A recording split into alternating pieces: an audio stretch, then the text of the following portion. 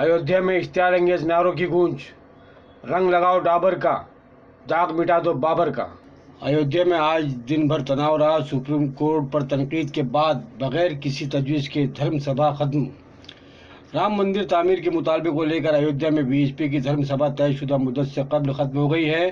गौरतलब बात यह है कि धर्म सभा में कोई तहरीर करारदाद मंजूर नहीं की गई, सिर्फ ज़बानी जमा खर्च किया गया। हालांकि संतों ने लोगों को ये कसम की ज़रूर खिलवाई कि राम मंदिर के लिए मुत्तहिद रहेंगे और जब ज़रूरत पड़ेगी ताउन करेंगे।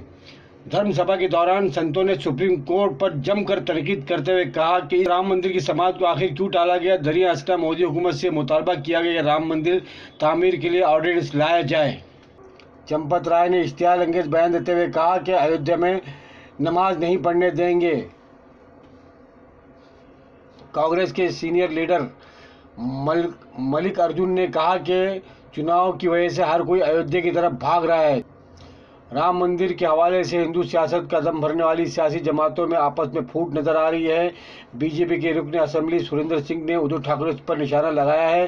बीजेपी के एमएलए ने शिवसेना पर हमला बोलते हुए कहा, शिवसेना राम मंदिर का मुद्दा कैसे हाईजैक कर सकती है, क्योंकि शिवसेना के कारकुनान ने शुमाली हिंदुस्तानी लोगों पर हमला करवाया है। कोई भी मार्ग यदि इस पे शेष बचा हो, कोर्ट के अलावे कोई भी, न्यायपालिका के अलावे कोई भी प्रजातांत्रिक व्यवस्था के तहत, भारतीय संविधान के तहत कोई व्यवस्था बनती हो तो विधेयक लाया जाना चाहिए और राम मंदिर का निर्माण किया जाना चाहिए, प्रारंभ कर देना चाहिए। क्या इससे सुप्रीम कोर्ट में चैलेंज नहीं होगा? चैलेंज होगा। विधेयक लाने में सरकार विधेयक लाती है, जो चैलेंज करेगा करेगा, कम से कम मार्ग निर्माण का कार्य प्रारंभ तो हो जाएगा, प्रारंभ कर देना चाहिए। और मुझे विश्वास है कि हमारे महान नेता आदरणीय जोगी जी और हमारे पूज्य मोदी, हमारे पूज्य जोगी जी और महान नेता मोदी जी जरूर इस विषय को लोग स्पर्श करेंगे और उनके भावना में जरूर होगा और ये मंदिर निर्माण का कार्य प्रारंभ होगा। शिवसेना के लोग, वो लोग क्या हाईजैक करेंगे जो खुद ही जो है उत्तरी भारत के लोगों को जो है मार करके डंडा से भगाने वाला व्यक्ति, राम के जो इंसान का सेवा करने की मानसिकता नहीं रखता है, वो भगवान की क्या कर, ये मैं इसकी मानने के तैयार नहीं। उत्तरी भारत के लोगों को डंडा से मार करके भगाने वाले लोग भगवान को मानने वाले होते हैं। मैं उनके भावना का आदर करता हूँ, लेकिन उसके पहले इंसान की सेवा करनी चाहिए। भगवान ने जो आपको अवसर दिया है इंसान की सेवा करने के लिए, आप उत्तरी भारत के लोगों को डंडा से मार के भगाते हैं। आज मैं जब श्री राम प्रभु का दर्शन करने के लिए उस जगह पर गया था जहां हमारा राम मंदिर है, बीच में मैंने सुना था कि मुख्यमंत्री योगी जी ने कहा कि मंदिर था, है और रहेगा। ये तो हमारी धारणा है, हमारी भावना है। दुख इस बात का है कि वो दिख नहीं रहा। वो मंदिर दिखेगा कब? था, है और रहेगा, ये तो बात है, लेकिन दिखना चाहिए। वो दिख नहीं रहा, वो दिखेगा कब? जल्द से जल्द उसका निर्माण होना चाहिए। और जैसे मैंने कल कहा कि अब चुनाव के लिए कुछ दिन बाकी रहेंगे, कुछ महीने बाकी रहेंगे, एक सेशन अभी आखिरी सेशन होगा, तो चलो लाओ एक कानून बनाओ, अध्यादेश लाओ। शिवसेना तो अपना साथ हिंदुत्व के लिए दे ही रही थी, दे ही रही है, और हिंदुत्व के लिए कुछ अच्छी बातें होगी तो उस विषय तक हम साथ देंगे। कानून बनाओ, अध्यादेश लाओ, कुछ भी करो, लेकिन मंदिर जल्दी बनाएंगे। बस अब हिंदुओं की भावनाओं के साथ खिलवाड़ नहीं होनी चाहिए। वरिष्ठतम मंत्री मैंने बता दिया आपको। अब आप समझ जाओ वरिष्ठ मंत्री कौन होता है। क्या बातचीत रही? यही कि जगत गुरु जी, संतों को आप आश्वासन दिलाइए। अभी चुनाव की आचार संहिता लगी हुई है। 11 दिसंबर के बाद बैठकर हम और प्रधानमंत्री सब लोग मिलकर कुछ ऐसा समाधान निकालेंगे जिससे राम मंदिर का मार्ग प्रशस्त हो जाए। अगर स्वामी रामभद्राचार्य की माने तो 11 दिसंबर के बाद मोदी सरकार अयोध्या में राम मंदिर को लेकर कोई बड़ी पहल कर सकती है। वैसे भी राम मंदिर को लेकर सरकार के पास 3 ही विकल्प हैं। विकल्प नंबर 1, सुप्रीम कोर्ट के फैसले का इंतजार करें। विकल्प नंबर 2, राम मंदिर के लिए संसद में बिल पेश करें। विकल्प नंबर 3, राम मंदिर बनाने के लिए अध्यादेश लाए। उनका प्रतीक हम भव्य राम जन्मभूमि पर मंदिर एक भव्य खड़ा करेंगे तो सारे झगड़े खत्म हो जाएंगे। और इसलिए हम कह रहे हैं कि सरकार कानून बनाए। बन सकता है, बन नहीं सकता, इसकी चर्चा मैं क्या करूं। जिनको बनाना है वो सोचे कि इसको कैसे बना सकते हैं। बीजेपी के बड़े नेता कह रहे हैं कि सरकार संविधान के हिसाब से चलेगी। हम तो कहते हैं कि हमने संविधान को माना है तो संविधान के अंतर्गत करेंगे।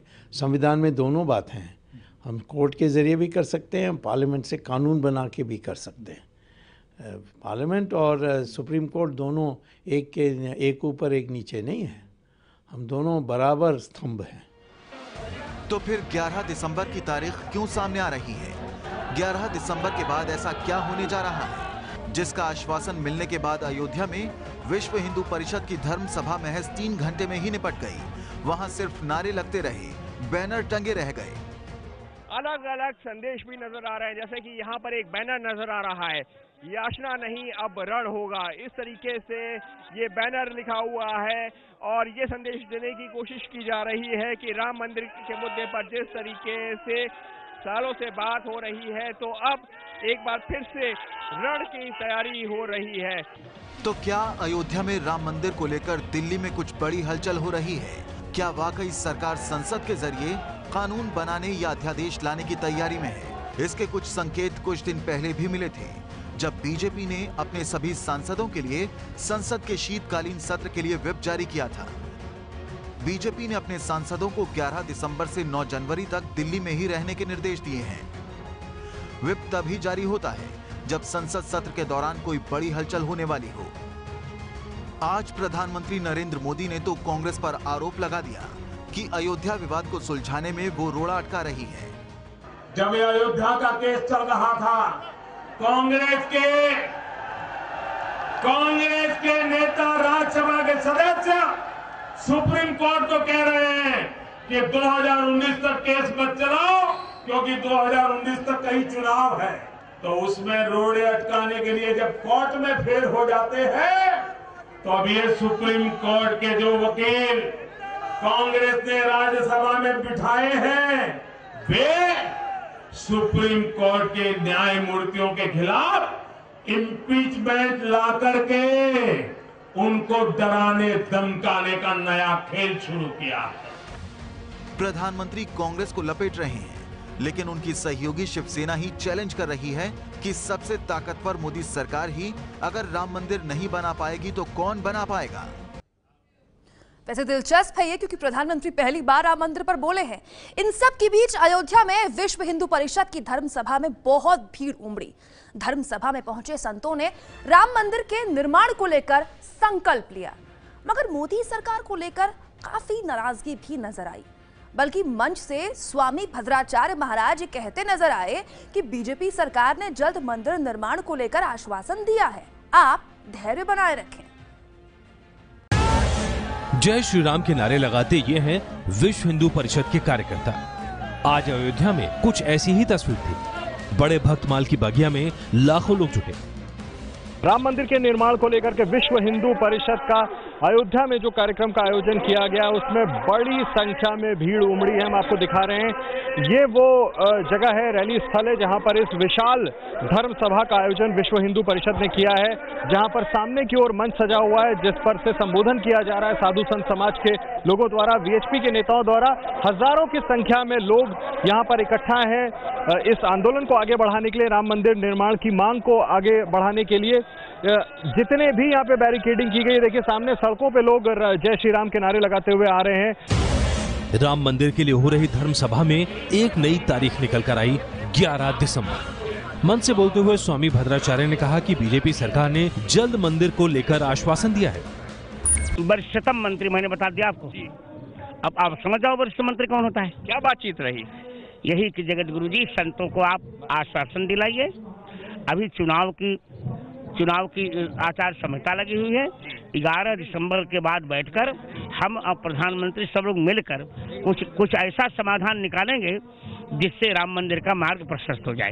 राम मंदिर के मुद्दे पर अयोध्या में संतों का विराट धर्म सभा, और इस मंच पर मौजूद हैं देश के अलग अलग हिस्सों से आए कुछ चर्चित संत, बड़े चेहरे, और मंच से लगातार बताने की कोशिश की गई है कि किस तरीके से सुप्रीम कोर्ट में मामले की सुनवाई टाली गई है, लिहाजा सुप्रीम कोर्ट की सुनवाई का इंतजार नहीं किया जा सकता।